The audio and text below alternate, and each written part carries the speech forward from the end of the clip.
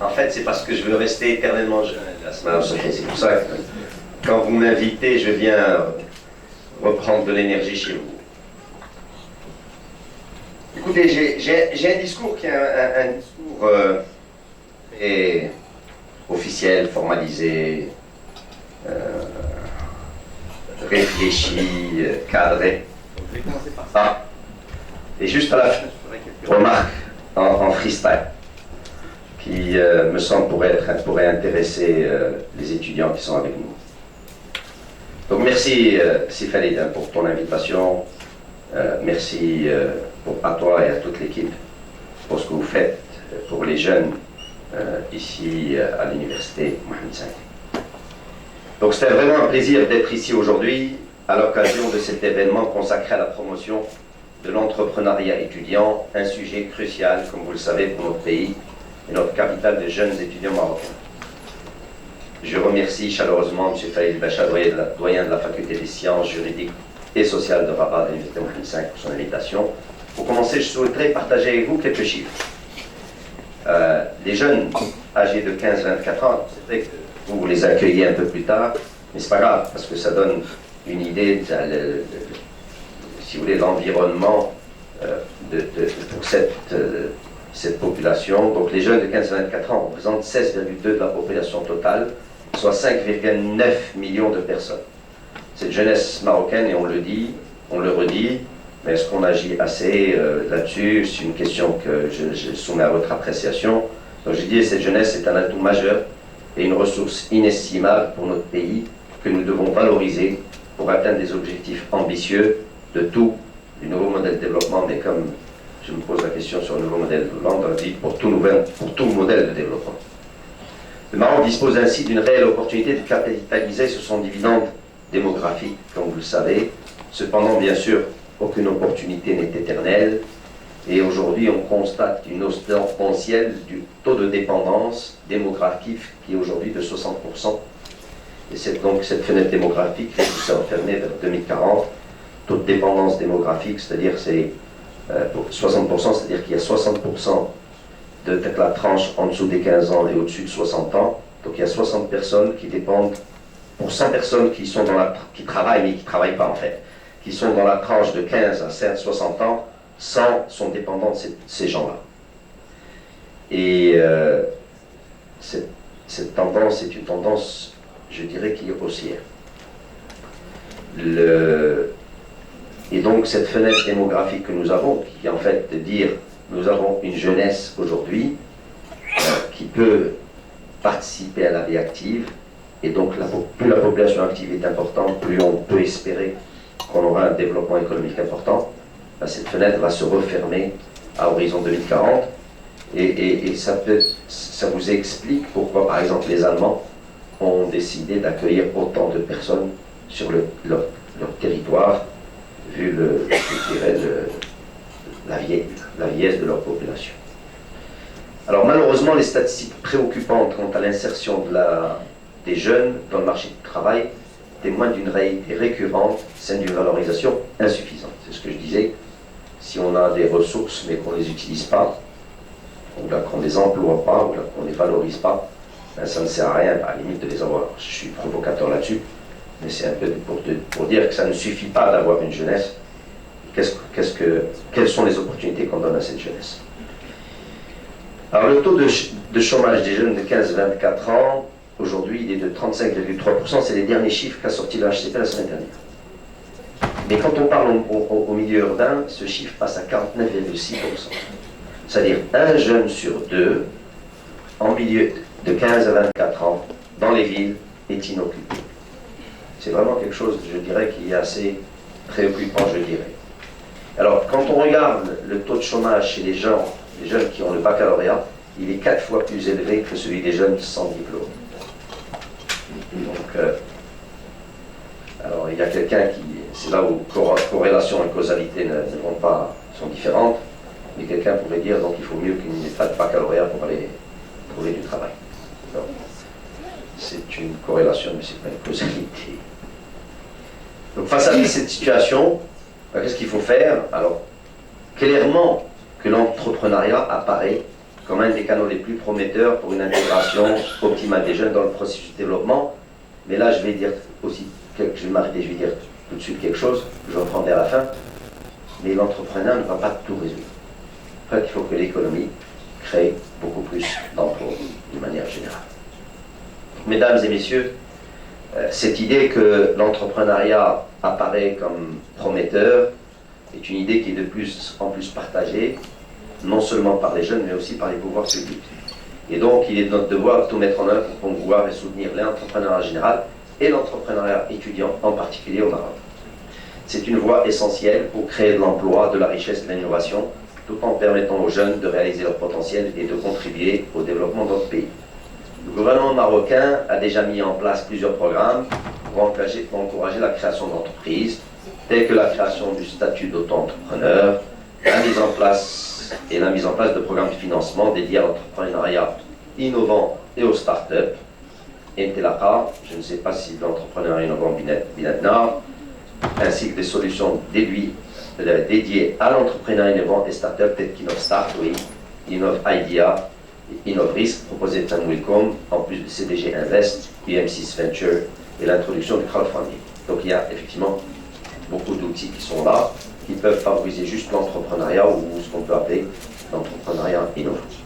De nombreuses structures d'accompagnement également ont vu le jour ces dernières années au Maroc. On peut citer les espaces de coworking, les incubateurs tels que Impact Lab, la Factory, MCI, SE, les accélérateurs tels qu'Impact Lab.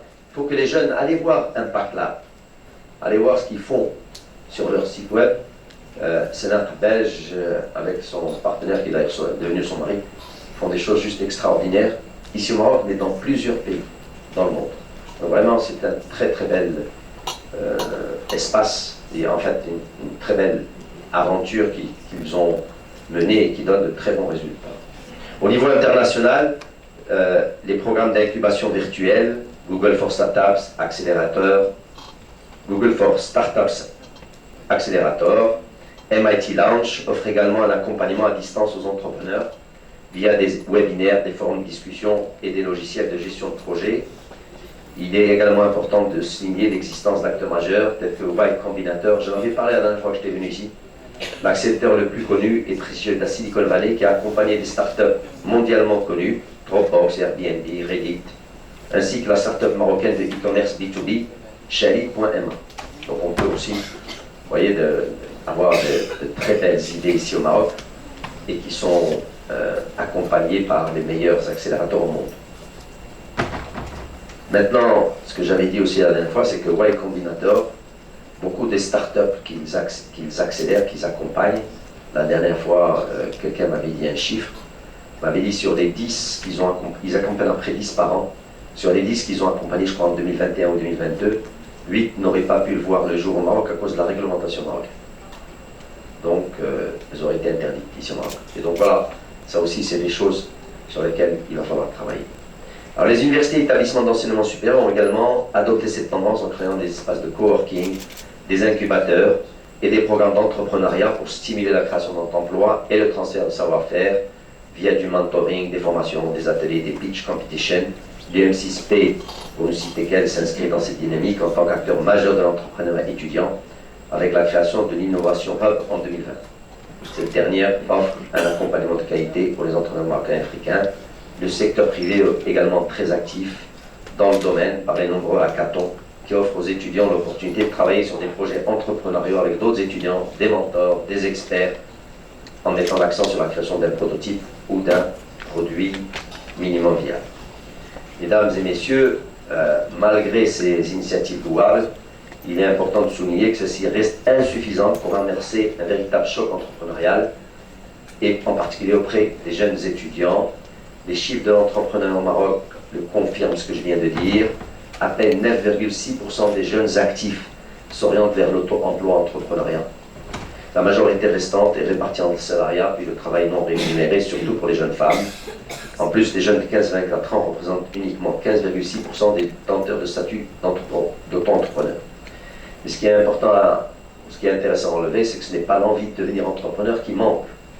Selon les indicateurs du Global Entrepreneurship Monitor, il y a eu même une amélioration de la perception de l'entrepreneur au Maroc entre 2015 et 2021, puisque le pourcentage de ceux qui considèrent l'entrepreneuriat comme un bon choix de carrière a augmenté de 71 à 85%. Parallèlement, il y a eu une baisse de ceux souffrant de la peur de l'échec de 41% à 35,5%. Je vais revenir un peu sur cette envie d'entrepreneuriat à la fin dans ma conclusion. Quelles peuvent être alors les entraves qui freinent le développement de l'entrepreneuriat chez les jeunes, vu qu'ils disent on veut le faire, et notamment chez les jeunes étudiants? Deux aspects me semblent primordiaux. Le premier, c'est les qualifications et compétences des entrepreneurs qui peuvent entraver la création et ou le développement d'une entreprise en se répercutant sur la qualité des projets et de dossiers de financement présentés aux banques. Vous avez parlé tout à l'heure de Mark Zuckerberg et de bien d'autres. Moi qui suis beaucoup plus vieux que vous, je vais citer Bill Gates, Michael Dale, d'accord, Trevor Lossing. Donc oui, effectivement, on peut lancer son entreprise à partir de son dortoir et faire des choses juste extraordinaires. Le deuxième aspect décisif réside dans la qualité de l'environnement qui accueille ces entrepreneurs étudiants potentiels, la corruption, la longueur des délais de paiement, le manque de confiance entre l'entrepreneur et l'administration fiscale, la lourdeur et la complexité des procédures administratives, en dépit du lancement du processus de digitalisation, parce qu'on n'est pas allé jusqu'au bout de la logique, l'accès difficile au financement pour les petites structures naissantes, le manque d'accompagnement, la concurrence déloyale de l'informel et les barrières à l'entrée au marché sont autant d'éléments qui constituent de réels blocages pour le jeune entrepreneur, aussi bien dans la phase de création que de développement de la taille de son projet par la suite. Mesdames et messieurs, nous sommes donc devant une situation nécessitant une intervention simultanée sur les deux fronts. Il convient en effet de renforcer les compétences entrepreneuriales des jeunes tout en créant un environnement favorable à la création d'opportunités et inspirant confiance. Il serait néfaste d'agir sur l'un sans l'autre, car renforcer les compétences sans un environnement adéquat ne ferait que conduire au chômage des diplômés ou à la fuite des compétences vers l'étranger, ou à la frustration. À l'inverse, investir dans un environnement entrepreneurial sans considérer les compétences des jeunes ne conduirait qu'à une inefficacité des dépenses engagées, car l'impact de la réforme serait en deçà des attentes par rapport à l'effort fourni. Je vous dis juste que les banques, aujourd'hui, ont des taux, je dirais, de défaut au niveau d'Intelra qui sont énormes. Et c'est pour ça qu'ils sont aujourd'hui en train de revoir le dispositif. 1. Renforcer les compétences entrepreneuriales des jeunes étudiants, les soutenir avec des mécanismes d'appui dédiés, en inculquant la culture entrepreneuriale, la quête d'opportunités, la négociation, la gestion de projet, les techniques financières comptables, les langues et tous les soft skills liés à l'entrepreneuriat, à la travers d'introduction de modules spécifiques à ces questions au niveau de tous les cursus de formation. Je suis d'accord avec Sylvain Béchard, ça commence à l'école, mais l'université a un rôle énorme à jouer, vu la maturité des gens que vous accueillez. 2. En proposant systématiquement des stages d'immersion des jeunes étudiants en entreprise au niveau des parcours de formation. Qu'est-ce que c'est dur à des étudiants d'avoir des stages, je dirais, ou là du travail en alternance? C'est juste inacceptable que l'entreprise marocaine ne fasse pas cet effort. D'ailleurs, je reviens à 2009, en signant le pacte pour l'émergence industrielle devant Sa Majesté, j'avais convaincu le président de la CGM à l'époque de venir signer une convention qui instaurait ces stages, je dirais, l'ouverture d'entreprise aux stagiaires. Malheureusement, ça n'avait pas été suivi d'effet par la suite. En complétant l'offre de formation par un dispositif d'accompagnement vers la création d'entreprises par les étudiants, il s'agit de généraliser au niveau des universités la création d'incubateurs et accélérateurs animés et gérés de façon professionnelle par des personnes familières avec la culture entrepreneuriale et capables d'accompagner les étudiants potentiels vers l'aventure entrepreneuriale. C'est-à-dire que l'université a un rôle magnifique à jouer là-dedans, mais ne le jouez pas tout seul. Voilà ce que ça veut dire. Il faut faire accompagner par des gens dont c'est le métier, qui ont fait de l'entrepreneuriat, qui connaissent l'entreprise. Vous la connaissez, eux ils la connaissent peut-être un peu mieux parce qu'ils se sont cassés les dents, je dirais, en gérant des entreprises. Il faut aussi développer davantage les programmes de mentorat et d'accompagnement conseil qualité pour les étudiants entrepreneurs, élargir le réseau de Fab Labs. Je trouve que c'est très intéressant quand j'en entends parler, c'était à Nîmes, et espace de coworking au niveau des universités marocaines. Développer le réseautage pour les étudiants entrepreneurs à travers notamment l'organisation des hackathons ou de concours de création d'entreprises, ainsi que via la création de réseaux d'entrepreneuriat étudiants, à même de favoriser la collaboration et le partage d'informations autour des opportunités disponibles. Ça, c'était le premier axe de renforcement des capacités. Bien sûr, il y a un deuxième axe qui est comment arranger l'environnement. Et en fait, on peut dire, au lieu de dire comment on rend l'environnement plus favorable, on dit comment on réduit au maximum le niveau d'incertitude qui peut créer, qui peut impacter le processus de création d'entreprise ou la croissance de l'entreprise. Parce que l'entrepreneur étudiant, il ne se développera pas en misant uniquement sur les aspects qui lui sont spécifiques, mais en agissant également sur les facteurs transverses. Et donc, sur les acteurs transverses, vous les connaissez tous, je vais rappeler rapidement, accélérer l'assainissement de l'environnement des affaires, en veillant à une mise en œuvre rigoureuse de la nouvelle charte de l'investissement, surtout les volets liés à la corruption, l'accès à la commande publique, le financement et l'appui aux TPME, la promotion de l'investissement dans les secteurs innovants. Il y a aussi le processus de digitalisation qu'il faut vraiment accélérer et mener jusqu'au bout. Et surtout, il y a aussi cette idée d'enlever au maximum les autorisations qui sont demandées. Nous, au Conseil, on a dit qu'il faut que dans un délai de 3 ans, 80% des autorisations préalables soient enlevées et que les gens travaillent sur des cahiers de charges pour créer leur entreprise ou élargir leur entreprise ou autre.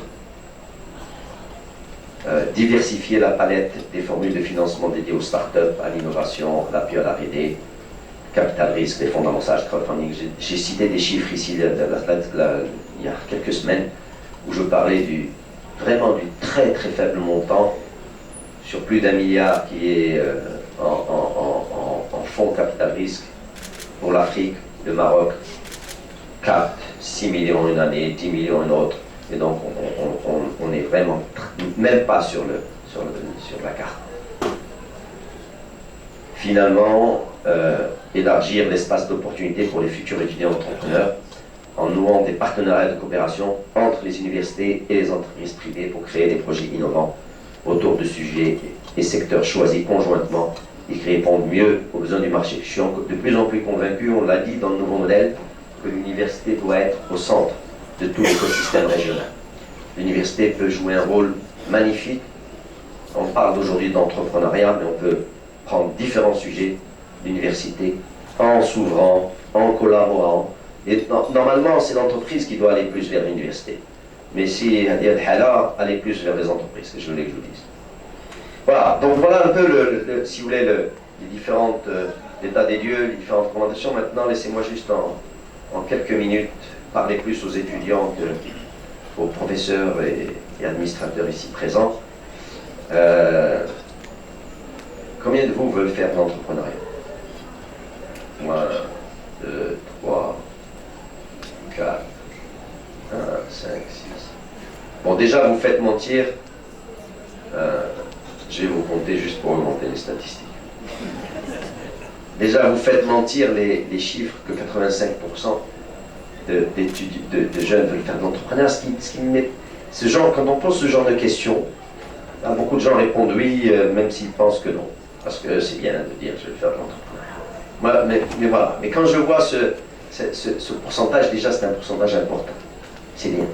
Et deuxième des choses, ça répond au fait aussi que tout le monde ne veut pas faire de l'entrepreneuriat. Franchement.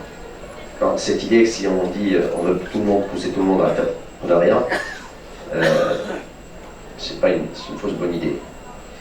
Maintenant, juste quelques conseils. Première des choses, l'entrepreneuriat peut commencer quand? Il peut commencer même maintenant. C'est un peu cette idée d'entrepreneuriat étudiant. S'il commence maintenant, ça veut dire quoi? Ça veut dire que vous avez cette idée magnifique, d'accord, qui ne peut pas attendre. Et donc faites-le. Si vous avez juste une idée que tout le monde a déjà faite dehors, n'allez pas le faire. Attendez de sortir, allez dans une entreprise, apprenez un métier, regardez, soyez curieux, regardez ce qui se passe autour de vous et vous trouverez des besoins qui sont des besoins pas remplis, inassouvis. Et donc c'est l'idée pour aller et faire de l'entrepreneuriat. Ça et donc, mais n'attendez pas trop longtemps aussi. Parce qu'elle a levé sa main, mais au bout d'un certain moment, quand on attend trop longtemps, on a une famille, on a des obligations, on a des crédits, on a une maison à payer, etc. Et donc on est moins enclin à faire de l'entrepreneuriat. Moi j'ai créé 5 entreprises dans ma vie professionnelle et je les ai faites à différentes étapes de ma vie. beaucoup plus tôt. Donc vous voyez que cette idée de n'attendez pas trop longtemps pour les faire est vraiment une chose dont je parle par expérience. Maintenant, il peut y avoir toujours, il y a la règle et il y a l'exception. On peut effectivement, à je ne sais quel âge, d'un âge assez avancé, avoir une idée à ce moment-là, parce qu'on a eu toute cette expérience, on a assez travaillé pour l'État ou pour une entreprise privée, on dit tiens, il y a peut-être quelque chose que je peux faire avec l'aide de personnes plus énergétiques, je vais le faire, faites-le. Et donc cette histoire d'entrepreneuriat peut être faite à différentes étapes de la vie, mais quelques points qui me semblent importants par rapport à comment faire. Première, n'essayez pas de faire ce que fait tout le monde. Vraiment, c'est pas de l'entrepreneuriat, c'est pas pour créer je ne sais quoi. Je ne veux pas être médisant sur un tel affaire, mais juste réfléchissez. Et quand je dis ne faites pas ce que fait tout le monde, ça ne veut pas dire qu'on va tous inventer le iPhone. Mais c'est quelque chose d'innovant. Et l'innovation peut être dans le produit, peut être dans le process, peut être dans différentes choses, dans le service. Et donc, juste différenciez-vous. C'est ça un peu l'idée que j'amène. Elle peut être, je dirais, je vais aller rendre un service à un niveau régional où personne n'est allé. Bien. C'est l'entrepreneuriat, d'accord, qui a des chances de marcher. Donc ça, c'est important. Deuxième des choses que je voudrais partager avec vous, si vous avez peur de l'échec, n'allez pas faire de l'entrepreneuriat. Parce que c'est un métier difficile. Et en fait, on réussit, mais on peut aussi échouer. Et si on est je dirais, très... on a peur, les chômage, parce que c'est culturel ça aussi. Hein. D'accord? Il ne faut pas aller faire de l'entrepreneuriat, il y a d'autres opportunités. Troisième point, et vraiment je conclurai par là, l'entrepreneuriat, là c'est là l'entrepreneuriat, on peut ne pas le faire seul. Si vous avez des amis ou à un moment un partenaire qui va vous apporter quelque chose au niveau de cette aventure-là, ben, convainquez-le et faites-le ensemble. C'est vraiment intéressant. Et dernier point, c'est à ça que je veux conclure. Quand on parle d'entrepreneuriat, bien sûr, l'idée première, c'est de créer son entreprise, mais il y a aussi l'esprit entrepreneurial. Et l'esprit entrepreneurial, vous pouvez l'utiliser là où vous êtes. Que vous soyez dans votre propre entreprise, dans une société privée, grande, petite, ou même dans le public, si on vous laisse, bien sûr, l'exercer, mais même si on ne vous laisse pas, il faut se battre pour l'exercer, cet esprit entrepreneurial. Merci beaucoup.